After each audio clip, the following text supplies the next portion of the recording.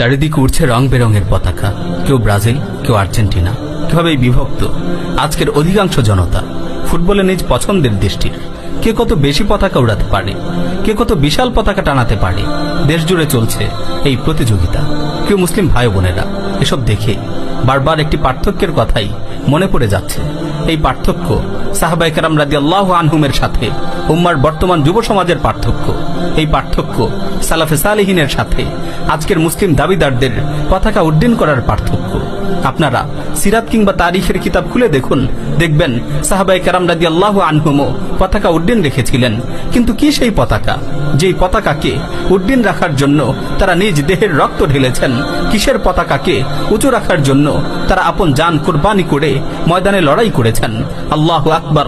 মুতার যুদ্ধে মুসলিম বাহিনীর সেনাপতি যায়েদ ইবনে হারিসা রাদিয়াল্লাহু তাআলা আনহু যখন শহীদ হয়ে গেলেন, জাফর ইবনে আবু তালেব রাদিয়াল্লাহু তাআলা আনহু পতাকা উঠিয়ে পূর্ণ উদ্যমে যুদ্ধ শুরু করলেন। যুদ্ধ চলছে, এমনই মুহূর্তে তিনি ঘোড়া থেকে নেমে ঘোড়ার পা কেটে দিলেন। অতঃপর আঘাতের পর আঘাত এনে কাফিরদের প্রতিহত করতে লাগলেন। এক পর্যায়ে শত্রুপক্ষের আঘাতে তার ডান হাত কেটে গেল, তিনি বাম হাতে পতাকা তুলে নিলেন। এরপর শত্রুর আঘাতে তার বাম হাতও কেটে গেল। জাফর ইবনে আবু তালেব রাদিয়াল্লাহু তাআলা আনহু তার দুহাতের অবশিষ্ট অংশ দিয়ে বুকের সাথে কালেমার পতাকাকে জড়িয়ে ধরলেন। শাহাদাতের আগ পর্যন্ত তিনি তাওহীদের ঝান্ডাকে সমুন্নত রাখলেন। এরপর আব্দুল্লাহ ইবনে রাওয়াহা পতাকা উঠিয়ে নিলেন। তিনি ঘোড়ার পিঠে উঠে সম্মুখ অগ্রসর হয়ে লড়াই করতে লাগলেন। তরবারি হাতে কাফিরদের মোকাবেলা করতে করতে শাহাদাত লাভে ধন্য হলেন। তার শাহাদাতের পর বনু আজলান গোত্রের সাবিত ইবনে আকরাম রাদিয়াল্লাহু তাআলা আনহু লাফ দিয়ে পতাকা উঁচিয়ে ধরলেন। তারপর এই সম্মানের পতাকাকে মুসলিম বাহিনীর নতুন সেনাপতি খালিদ ইবনে ওয়ালিদের হাতে হস্তান্তর করা হলো। তিনি পতাকা হাতে নিয়ে বীর বিক্রমে যুদ্ধ করতে লাগলেন। শাহাদাতের আগ পর্যন্ত সুউচ্চে ধারণ করেছিলেন।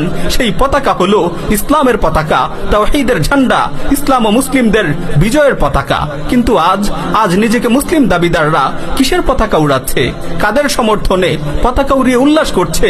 আফসোস, শত আফসোস, সাহাবায়ে কেরামও পতাকা উড্ডীন রেখেছিলেন। সেই পতাকা ছিল ইসলামের পতাকা।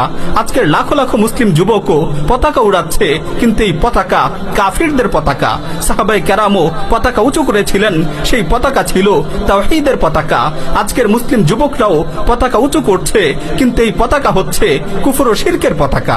সাহাবায়ে কেরামও পতাকা উড্ডীন করে বিজয়ের আনন্দে মেতে উঠেছিলেন, সেই পতাকা ছিল সম্মানের পতাকা।